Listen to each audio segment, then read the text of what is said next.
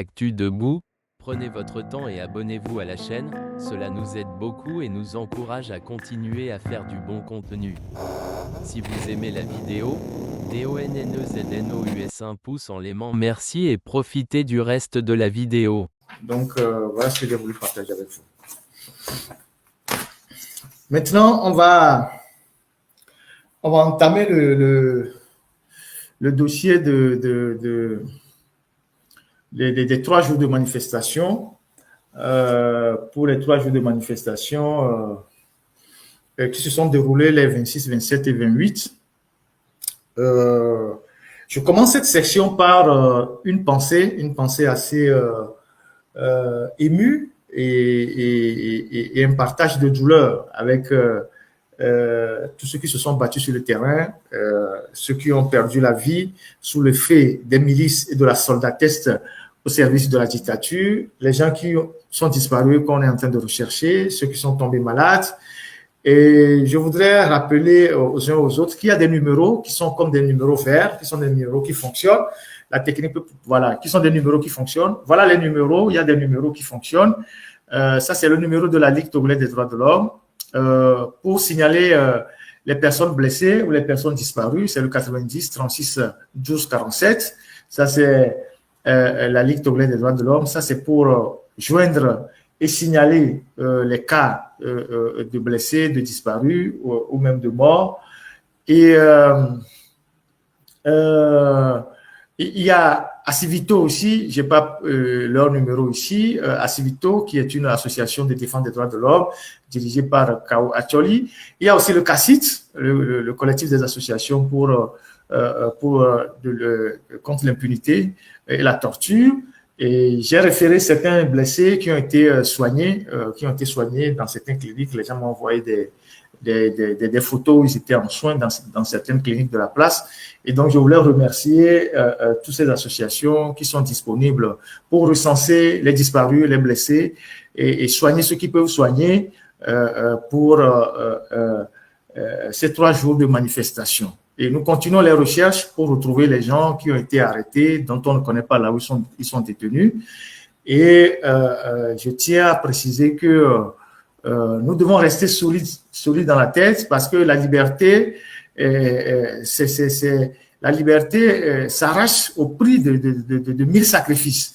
Nous, les Togolais, nous ne sommes pas généralement résistants. Quand on commence quelque chose, dès qu'il y a, on le fait 2 ou 3 jours, après on abandonne. Mais si vous abandonnez plus tôt, vous n'allez jamais vous en sortir. En Afrique du Sud,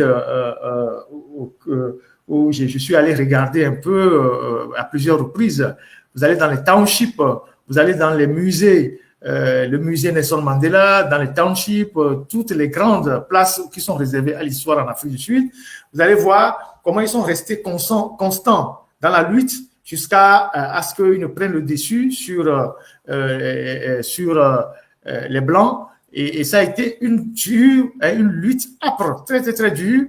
Et j'ai même pris une photo à la place Peterson, là où ils ont été assassinés. Donc, il faudrait que nous ayons la résilience dans ce combat-là. C'est très important. Ce sont des choses que nous devons inculquer à nos compatriotes. S'il vous plaît, vous pouvez continuer par taper le live sur TikTok. Ils sont en train de le signaler. On est à 11 000 cas pratiquement. Donc, il faut fondamentalement qu'on apprenne à résister contre l'oppresseur, à résister contre le dictateur, quelles que soient les dérives, quel que soit ce qu'il va faire pour nous décourager. Et donc, j'ai une pensée pour tous ces gens-là qui ont été victimes de la sauvagerie, de la barbarie, des gens dont nous nous demandons s'ils sont véritablement togolais, de quel coin ils viennent du Togo. Est-ce que ces gens-là, avec la bestialité qu'ils affichent devant le monde entier, ils ont qualité à nous gouverner. C'est-à-dire, on ne peut pas, en 2025, accepter ce niveau de violence et de sauvagerie d'individus qui ont aussi des enfants, des épouses et des parents à la maison. Et tout ça, c'est la faute, c'est la responsabilité des dirigeants. On n'a pas cherché de midi à 24 heures. Le premier donneur d'ordre, je vous avais dit dans le live du dimanche passé, que fort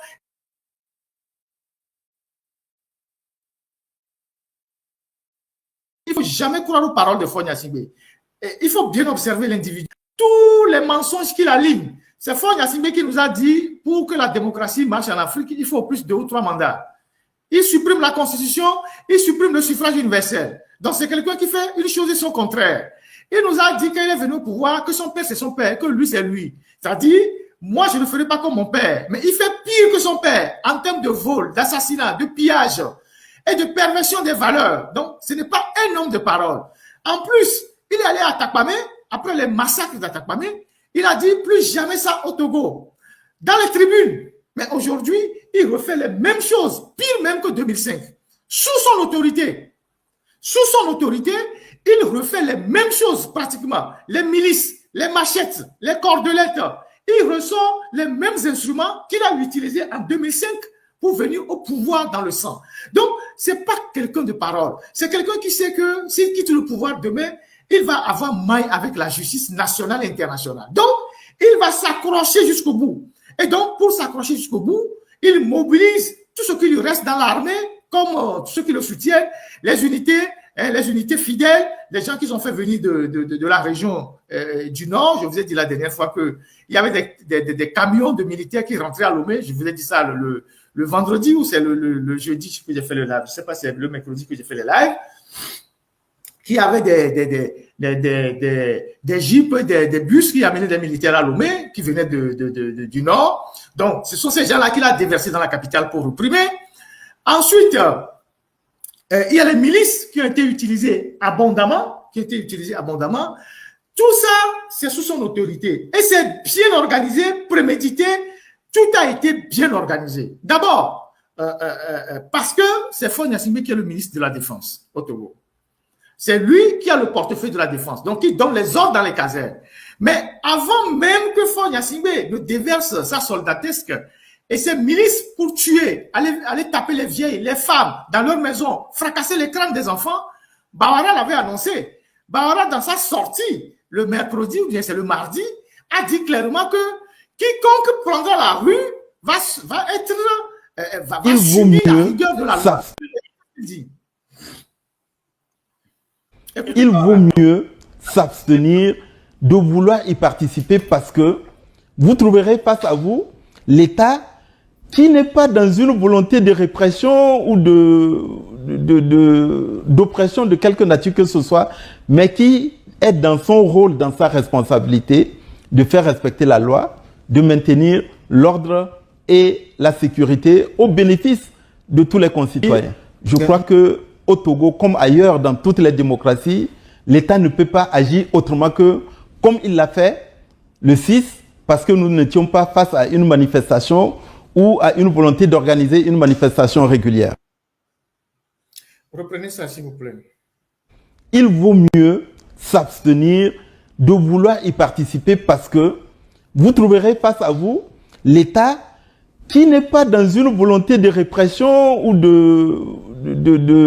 d'oppression de quelque nature que ce soit, mais qui est dans son rôle, dans sa responsabilité de faire respecter la loi, de maintenir l'ordre et la sécurité au bénéfice de tous les concitoyens. Je crois que au Togo, comme ailleurs dans toutes les démocraties, l'État ne peut pas agir autrement que comme il l'a fait le 6, parce que nous n'étions pas face à une manifestation ou à une volonté d'organiser une manifestation régulière.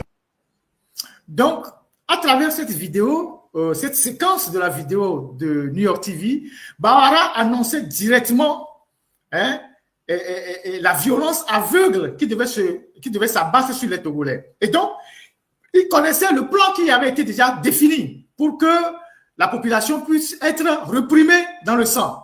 Donc, lui, avec ces mots-là, avec cette séquence de ce qui s'est passé là, il va répondre devant l'histoire. Parce que c'est lui, il connaît les tenants et les aboutissants de tous ceux qui ont été préparés pour rentrer dans les maisons, frapper les gens, violer les femmes, tabasser les enfants, les jeter dans la lagune.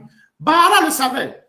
Faure Gnassingbé étant le donneur d'ordre, Bawara savait que c'est comme ça que ça devait se passer. Donc, nous avons tenu à extraire cette partie-là de son interview pour le garder dans les archives, pour que demain, quand les avocats vont initier des procédures contre tous ceux qui se sont livrés à ces actes de violence gratuite sur les populations togolaises, M. Bawara, qui est l'un des donneurs d'ordre, puisse répondre de ces actes. Donc, j'ai voulu jouer ça pour que vous écoutiez que Bawara annonçait ce qui allait se passer. Ça veut dire qu'il était au courant que la violence devait s'abattre sur l'ensemble de nos compatriotes. Voilà. Et donc, il y a eu les milices. Nous sommes en train de collecter les informations sur ces milices-là. Il ne me reviendra pas ici d'exposer qui que ce soit. Il faut qu'on ait la certitude totale sur l'identité de ces individus-là pour pouvoir mener des actions contre ces gens-là. Donc, les milices, on est en train de travailler. Il y a des photos qu'on est en train d'analyser, de regarder les vrais visages, les morphologies, et de demander évidemment des appels à témoins pour savoir qui peut reconnaître qui est celui-ci, qui est celui-là, qui est ci, qui est ça. Donc, ce travail-là, on est en train de le faire.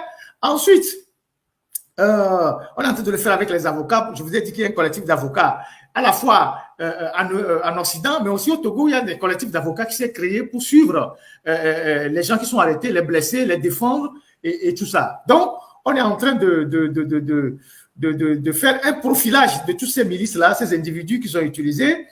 On analyse les images, les photos, les vidéos. On essaie de les zoomer. Et donc, on aura un répertoire de tous ces individus-là. La dernière fois, il y a eu des soldats qu'ils ont utilisés, des soldats qu'ils ont fait venir de l'intérieur du pays, qu'ils ont utilisés et qui ont été les plus violents dans la répression, en dehors des milices, les plus violents dans la répression. Et certains arboraient même un camouflage, des treillis, dont on se pose la question si ces treillis étaient dans le répertoire de l'armée togolaise. Les gens qui ont battu les 3 femmes et la femme qui était assise devant sa porte ou à côté de sa maison, le treillis qu'il portait fait croire que c'est des tenues qui ont été utilisées pendant les missions des Nations Unies.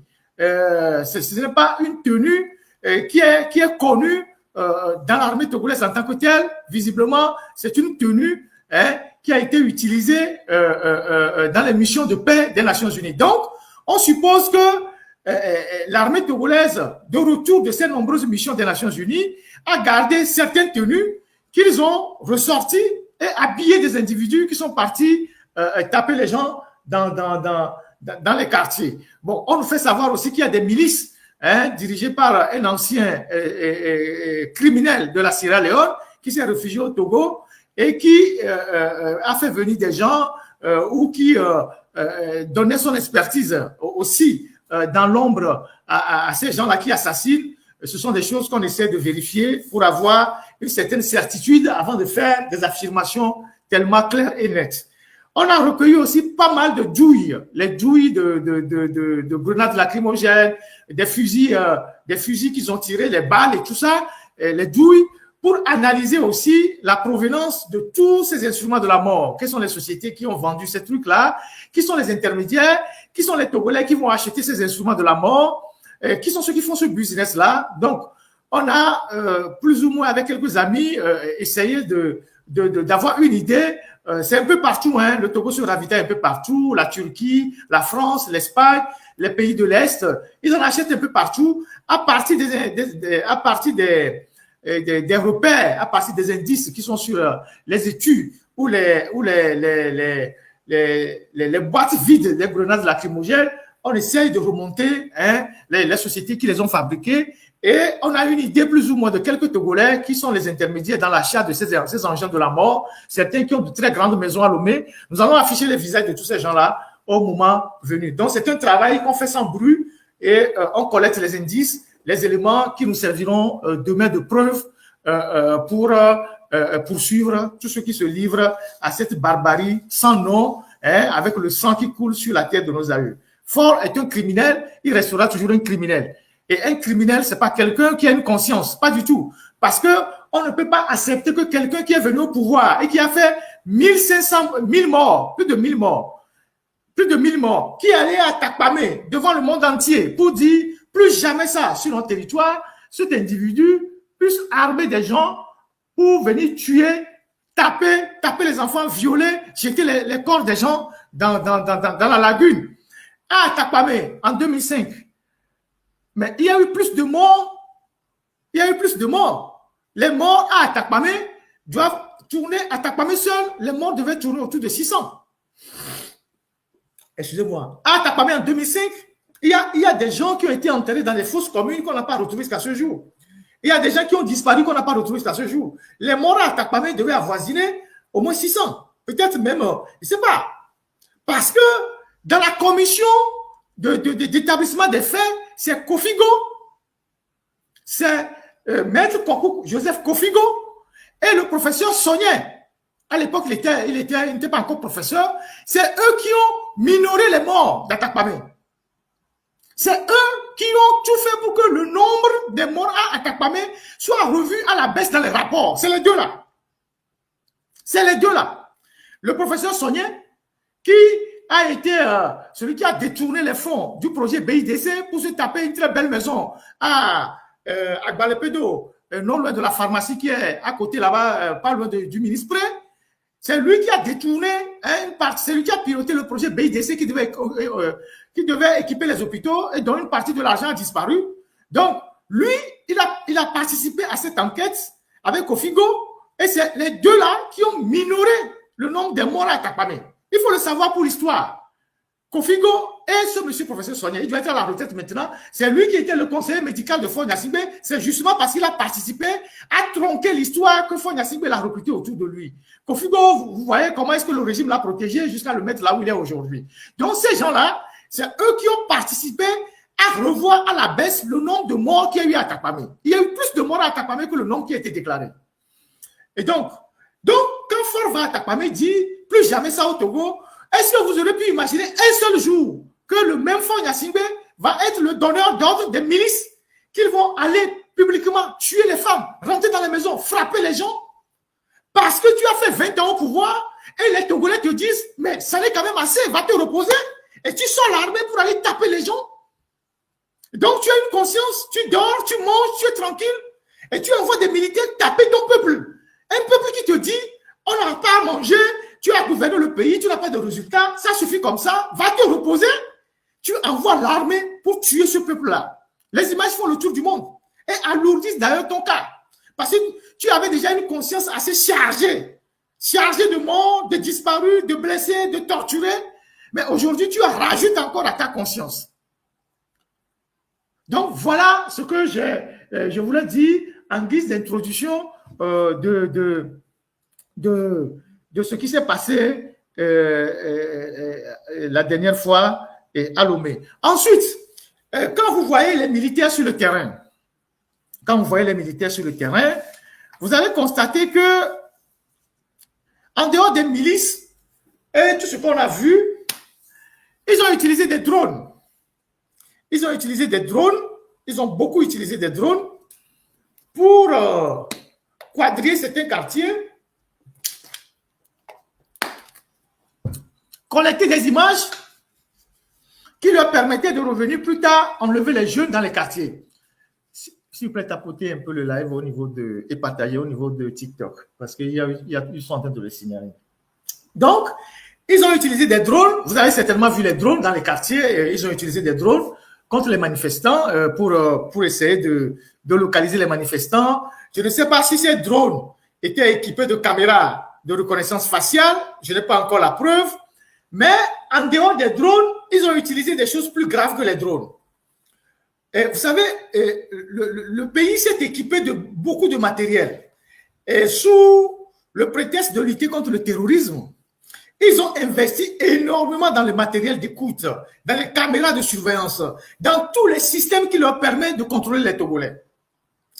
Et donc, c'est dans cette optique-là qu'ils avaient acheté le Pegasus. Le Pegasus, en l'achetant, ils ont dit qu'ils vont l'utiliser pour la lutte contre le terrorisme. Mais ça n'empêche qu'ils l'utilisent plus contre les civils que pour les terroristes. La preuve, quand les terroristes veulent attaquer, ils ne sont jamais au courant. Après, c'est pour venir dire que c'est Ferdinand qui est dans son exil quelque part et qui dort chez les gens, qui a les moyens de financer les terrors, les barbus. Vous voyez les limites de leur complotisme. Vous voyez ça? Et donc, le matériel qu'ils ont, ils écoutent les opposants, ils écoutent les prêtres, ils écoutent les officiers, mais quand les bandits barbus là viennent pour attaquer, ils sont jamais au courant. Voilà. Et donc, ils ont acheté les drones, tout ça, ils ont des caméras de puissance très, très, très forte, avec des résolutions incroyables. Je vais vous décrire le mode opératoire. Comment ils font ça? Je vais vous décrire ça tout à l'heure. Ils ont des petits cartons. Ils ont des petits cartons. De petits cartons. Et ils viennent dans les quartiers où il y a des manifestations. Et ils déposent le carton soit à côté d'une poubelle, soit sur un tas d'ordures, ou soit sous un arbre. Et eux-mêmes, ils s'éloignent du carton. Ils ne vont pas trop loin, ils sont à côté pour surveiller le carton. Parfois, ils sont 2, parfois, ils sont 3. Ils déposent par terre des cartons. Et dans ces cartons-là, il y a des caméras d'une résolution incroyable. Et ces caméras sont liées à un système qui se trouve dans une maison à Agoué. C'est cette maison-là que je vais vous décrire tout à l'heure. S'il vous plaît, tapotez le live, ils sont en train de le signaler. Donc, ils viennent déposer les cartons, par exemple, tout ce qui s'est passé dans Ebé là-bas, à Dakpam et tout ça, les Akoré, tout ça. Ils ont miné là-bas avec des petits cartons qui leur permettent d'avoir des images. Je reste convaincu que ces cartons sont, les caméras qui sont dans ces cartons sont équipées de systèmes de reconnaissance faciale. Donc, instantanément, ce sont des caméras connectées. Instantanément, les caméras envoient des images dans cette maison-là, où ils ont des écrans géants. Et depuis cette maison-là, ils suivent tout ce qui se passe sur le terrain. Ils arrivent à reconnaître le visage de certains qu'ils vont après enlever la nuit. Écoutez-moi très bien. Je répète. Ils ont des cartons, c'est des petits cartons, des choses assez discrètes, qu'ils amènent dans les zones où il y a des manifestations. Ils les déposent à des endroits banals. Il y a un endroit sous un arbre, à côté d'une poubelle, et ils s'éloignent du carton. Ils sont peut-être à 30 mètres, 50 mètres du carton, et le carton filme tout ce qui se passe dans la zone. C'est des caméras qui sont dans les cartons, qui sont d'une résolution très forte. Et instantanément, les caméras qui sont connectées au système qu'ils ont, les caméras envoient des images, et il y a un groupe là-bas qui suit directement les images en direct. Et ça leur permet de recevoir des ordres pour arrêter X, arrêter ça, arrêter ça, arrêter ça, arrêter ça. Donc, quand vous êtes dans les manifestations prochainement, surveillez, ayez le regard, regardez très bien ce qui se passe dans vos quartiers. Si vous voyez des gens qui sont suspects, des gens qui viennent déposer quelque chose que vous ne savez pas, soit vous prenez la chose, ou soit vous leur demandez c'est quoi ils ont déposé. Soyez extrêmement vigilants. Maintenant, comment on appelle ça? Le quartier général où on reçoit les images depuis le terrain, et je pense que c'est le même quartier général qui reçoit les images de drones.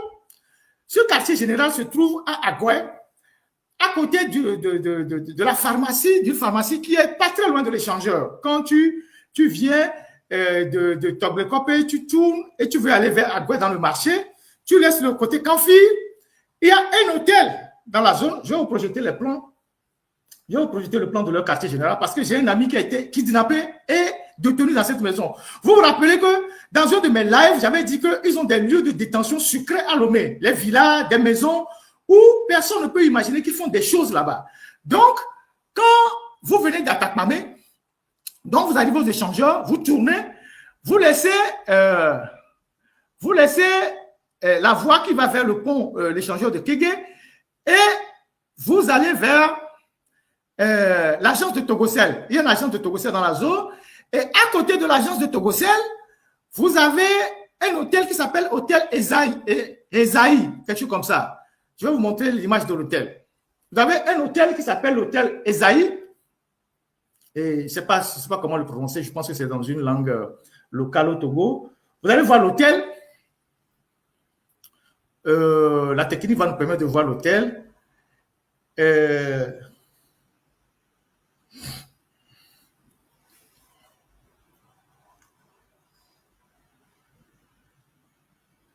Donc voilà le plan qui permet d'aller dans la zone. Voilà le plan.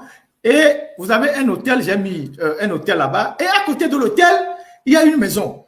Je vais vous indiquer l'hôtel. Dès que vous voyez l'hôtel, vous verrez que la maison, je vous dirai que la maison n'est pas loin. l'image, on projette l'image de l'hôtel, je vais vous donner, vous allez lire le nom de l'hôtel. Vous allez voir le bâtiment dans lequel l'hôtel se trouve.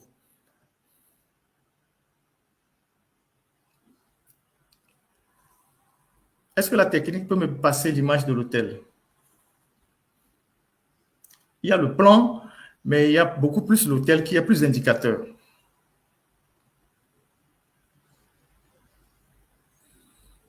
S'il vous plaît, tapotez le live sur TikTok. Ils sont en train de le signaler. Ah, c'est l'hôtel du DG de Centro. OK, d'accord. Il y a un hôtel là-bas. Je vais vous montrer l'image de l'hôtel. Voilà l'hôtel.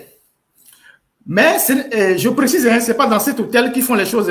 Je précise encore, ce n'est pas l'hôtel qui est en cause. Je le précise encore, ce n'est pas l'hôtel qui est en cause. L'hôtel nous sert juste d'indicateur. C'est un hôtel de 5 niveaux.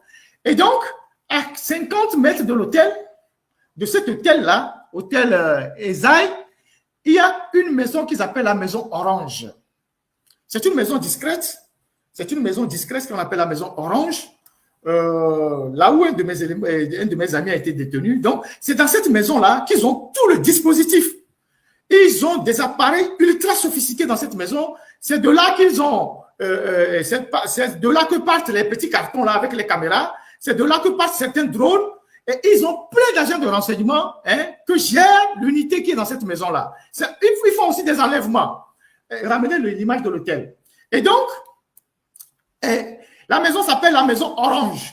Et donc, dans cette maison Orange, qui n'est pas loin de l'hôtel, est logé, disons, pratiquement un service de renseignement. Un service de renseignement dont je ne saurais dire exactement le nom de l'unité, mais ils sont là-bas et ce service de renseignement est dirigé par un certain commandant appelé le commandant Awizoba. Ce commandant Awizoba est un élément de la garde présidentielle. Il a intégré l'armée en 2005 en tant que simple soldat avant d'évoluer, avant d'aller à l'école des officiers et FOFAT. Et donc, il a été intégré à la garde présidentielle et c'est lui qui est à la tête de cette unité-là.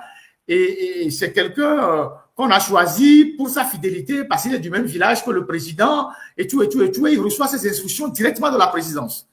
Et donc, sous ce Awizoba, il y a un autre capitaine qui s'appelle capitaine Ouala, qui est un jeune de 31 ans, qui a fait le collège Chaminade et qui a fait l'université de Kara, qui était aussi dans l'armée. Et donc, tous ces gens-là, ils ont des lieutenants, des agents et tout ça, et ils utilisent aussi les civils. Et donc, ces gens-là, ils sont coiffés par le lieutenant-colonel ou le colonel Tchamien. Le colonel Tchamien, c'est lui qui dirigeait le GILAT. Je ne sais pas s'il est encore le responsable du GILAT. Le GILAT, c'est le groupe d'intervention léger antiterroriste. Voilà, groupe d'intervention léger antiterroriste. C'est eux qui sont à l'aéroport côté Foire Togo 2000. C'est eux qui ont la porte ouverte vers le côté de la Foire Togo 2000 à la fin de la clôture de l'aéroport. Ils sont différents de la base chasse. Donc, le colonel Tchamien, c'est eux qui sont intervenus dans la maison d'Agbeome. C'est eux qui ont massacré en 2017. En 2017, quand il y a eu la révolution avec le PNP, c'est eux qui ont massacré à Lomé. C'est un tueur, un assassin invertébré, je ne sais même pas comment dire, un assassin impénitent, au point, il tue tellement au point que sa femme même l'a quitté avec les enfants. C'est-à-dire, quand tu es tellement assassin que ta femme en a marre de tes tueries, ta femme part te laisser avec les enfants. Sa femme est en Suède avec les enfants. La femme l'a quitté. Donc, c'est un sanguinaire de première catégorie. Il était un homme de main de Pacha Gnassingbé que Fort a retourné. Donc, c'est eux qui ont balancé Pacha Gnassingbé. Et c'est à travers ça qu'il a eu la promotion. Et il fait partie aussi des gens qui ont travaillé à saboter le général Katanga. Parce qu'il était un homme de main de Katanga. Un traître un jour, un traître toujours. Donc, lui, c'est un traître pour toujours. Donc, il a trahi Pacha.